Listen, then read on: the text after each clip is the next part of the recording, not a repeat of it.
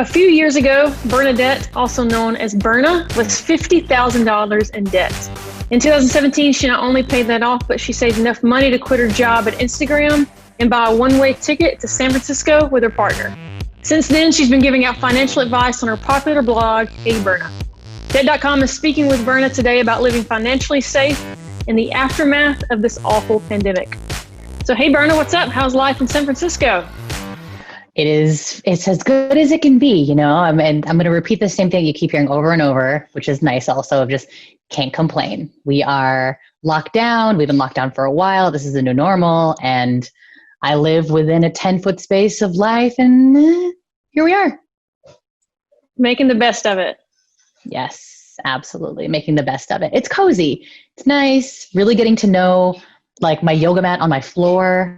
Really getting to know all the furniture in my house that irritates me, and I like want to go to Home Depot and fix all those things that when you're inside of quarantine, you're like, I want to fix everything now. I want to touch everything. But we stay busy. Start noticing everything. Yes, exactly. And you find new things to spend money on even when you can't leave the house. That you're like, oh, Lowe's delivers? That's so interesting. Oh my goodness. Like all the things I can buy. But yes, I'm sure we'll get into that in the conversation soon, but I'm doing great. What about yourself?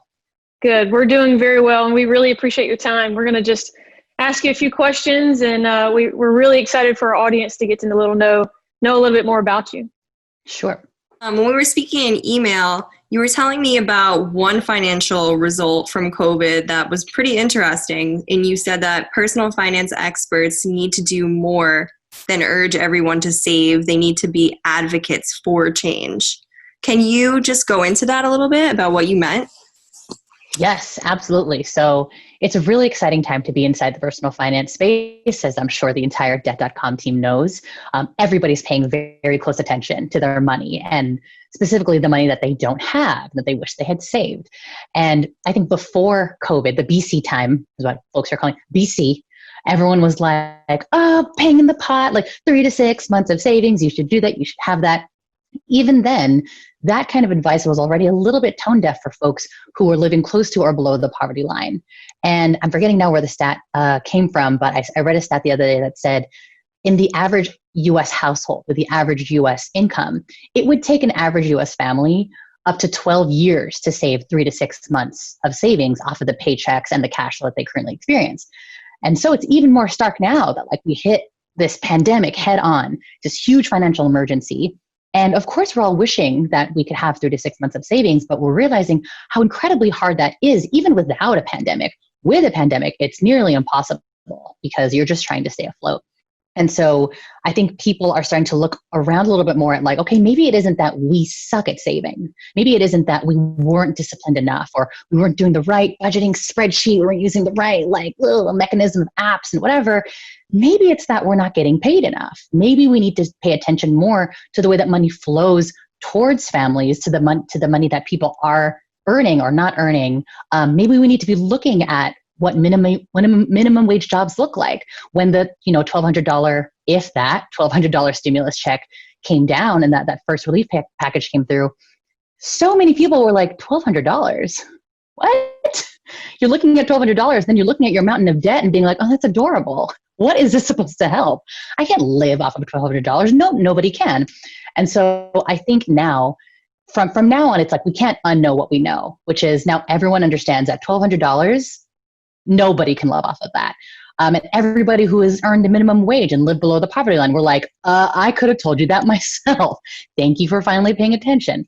So moving forward, I think we're going to have to pay a lot more attention to what people earn, minimum wage gaps, just the way that people are paid, and just the giant wealth gap also between folks who live at or below the poverty line and everybody else.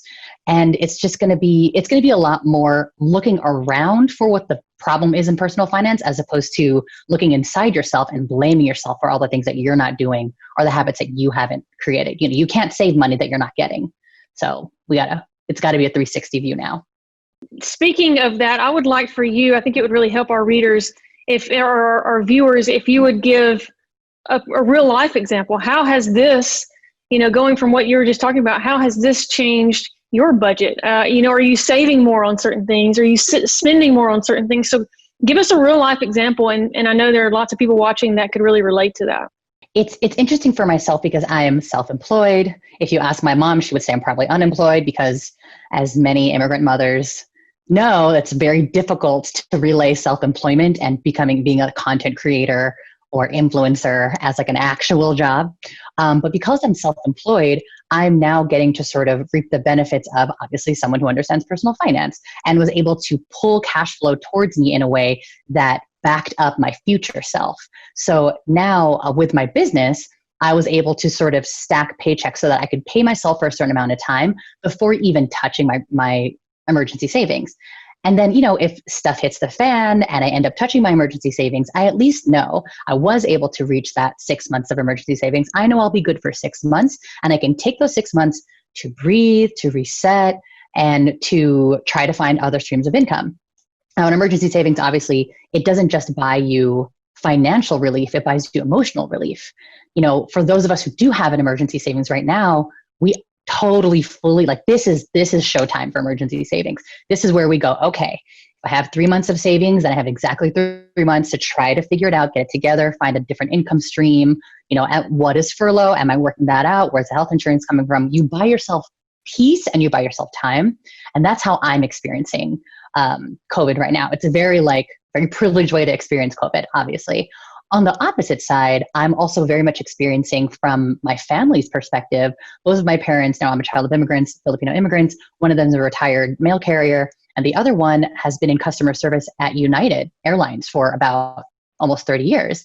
And so she has seniority, and so she's sort of on the cusp of being furloughed, potentially laid off, was gonna maybe retire. Now I'm having to help her navigate things like applying for unemployment, what it means to have to report your earnings and your findings every week, applying for things like COLA, cost of living allowance that her company is allowing, and what it means. What does the stimulus package mean for unemployment and cost of living allowance? What should we be expecting? What do we have to report? And then, of course, the very basic things like, Mom, do you understand Zoom? Can you, someone download Zoom on Mom's iPad so I can explain unemployment and COLA to her? Things like, I was lucky enough to get a stimulus check. I'm probably going to be, once I cash it, where is that thing? It's over there. Once I cash it, I'm probably going to be giving half to my parents so that I know that they have a little bit of financial buffer there, and half to this wonderful website called stimuluspledge.org, because I know that there are lots and lots of undocumented families who are getting, $1,200 was already a joke. $0 is an even bigger joke. So I'm sort of thinking aside from me, how can I split my time and my knowledge and my actual dollars to care for the rest of my community? No, that's great. That's a really great way to put it. Money aside, what are you looking forward to after the pandemic is over, whenever we think that is? Oh my gosh. I'm like, when is this vaccine going to come? Because I can't wait to put my face up against my other loved ones' faces. I just can't wait to sandwich myself between my teenage nieces and grab my mom's arm the way I always used to do when I was young. My brother and my sister-in-law are having a baby girl in August, and I can't wait to sniff the bejesus out of that baby's head. I know that won't be safe until after COVID and things get figured out, but it's definitely the physical closeness and touch of my friends and family. Even in social distancing, I'll drive up to my best friend's driveway and be like, hi, 6 feet away, and it's fine, but it's not the same as being able to fake punch her on the arm and then cook food with her and sit on top of her on the couch and play with her dog. The physical closeness I really, really miss. So I can't wait for that. Agreed. I think we all could agree to that. So one last question before we let you go. As a financial advisor, someone in this industry, what do you see the future? What do you see in personal finance? How are you going to direct your audience and educate your audience in the future now after COVID? Sure. I think, oh gosh, it's so exciting to think about what it might be 5 years from now, because I think it's just going to blow open in a very interesting way. I think personal finance before COVID, and even right before COVID, we were starting to get a little tired of the just pay off all your debt and you'll be happy. 3 to 6 months of emergency savings. Credit card debt is evil. Things like that were very sort of stale. It's personal finance advice that worked for certain generations, but the world is changing and the personal finance advice has to change with it. And kind of like what I mentioned before, the way that it needs to change is we need to be recognizing everybody on the wealth scale. So not just, I think a lot of personal finance actually as it stands and the way it was really speaks to upper middle class folks who have disposable income, folks who can see a world in which they can save 36 months of savings, folks who are like, I got money to throw, let's invest. But now we have to start talking about, okay, what is budgeting when you literally don't make enough to live, when you don't make enough to even budget correctly? What is budgeting when you are an undocumented family? What is budgeting when, as a child, you are your parents' retirement fund, which is really common in first and second generation families?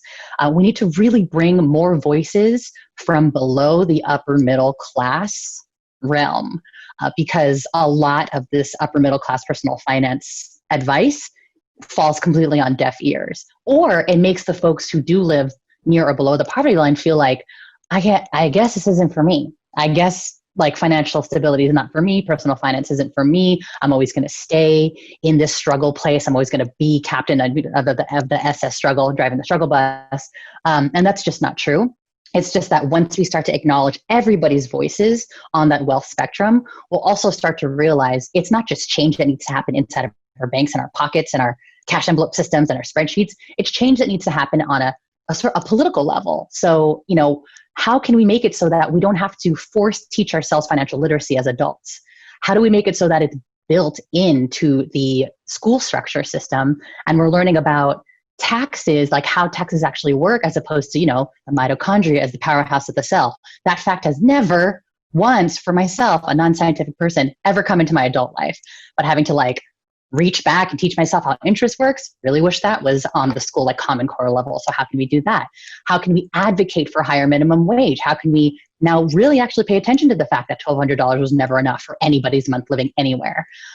It's just that the conversation is going to become a lot more multifaceted, a lot more political, and a lot more deep. So feelings are going to get hurt and a lot more voices are going to come into the play, and I'm super excited about it.